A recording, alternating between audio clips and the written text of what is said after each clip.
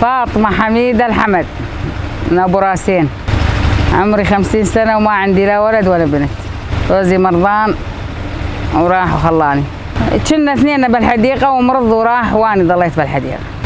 راح الشام يتعالج بالشام. صار لي 6 سنين 7 سنين. اجي الصبح على الحديقة والظهر اروح على البيت اتغدى وارجع اخرى زاد اقضي وقتي بالحديقة للمغرب. واروح اطب وانام وارجع الصبح اخرى على الحديقة. والحمد لله الوضع ماشي الحال ومكيفة ومع هالجهال ومتونسة ومقضي حياتي. اعتبرهم كلهم اولادي. واذا ما شفتهم ما اصبر زاد، ما يجيني صبري اذا يكون نهار جمعة اذا ما انجبر زاد اجي على الحديقة، بس نويت اقول ادى استراحة اليوم. يعني تعودت بصراحة.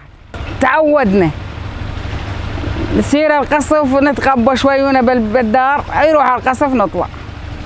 تعودنا على يعني على هالوضع هذا يعني. والله شوم وخطر. بس وين نروح يعني ما بي مجال نروح على غير هالمجال. ما بي معيشة الا هين يعني. وين نروح؟ وحوالي جيران وناس وعالم والبلد مليان. وانا زرعت الحديقة من اول مرة.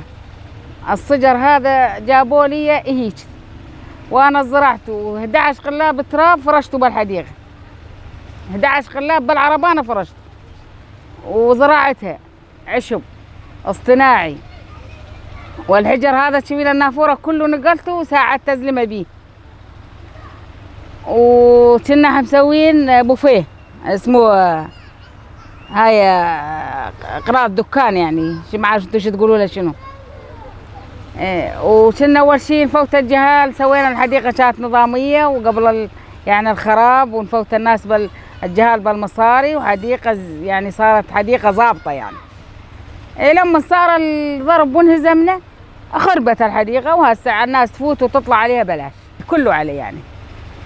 الدوام صبح وعصر. انظفها، اسقى الصجر، بالربيع احفر حواليه، اهوش العشب من حواليه، يعني اشتغل بيها كل شيء، كل الفصول مهتمه بيها. هذه صارت جزء من حياتي وبيتي وكل شيء. احبها اكثر من بيتي ذا، ورغم ان بي خطوره احبها اكثر من بيتي. الحمد لله رب العالمين. انا هم رجل هم مراه. الحياه بدها يا تقل بك يا تقل بينا، وانا الحمد لله يعني ماشيه اموري. ولا صعوبه الوحده.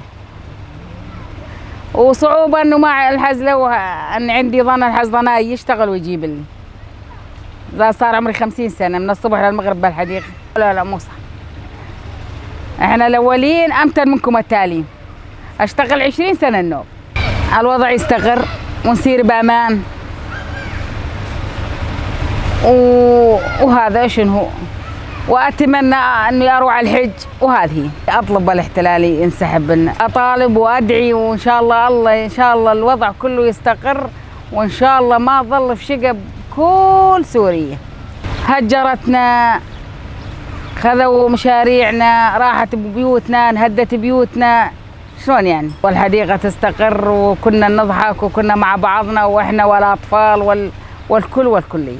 اطالب بالاحتلال التركي يروح منا وترجع الاطفال ونضحك ومثل قبل ويرجع البلد مثل قبل ونطالب بالاستقرار ومن دون حرب. كل شيء حاضر بقلبه. شلون يعني؟ اتمنى لو عندي الحزين ولد يجي هو يشتغل ويجيب لي واني قاعده. لو عندي بنت تحن علي. بس لا حول ولا قوه.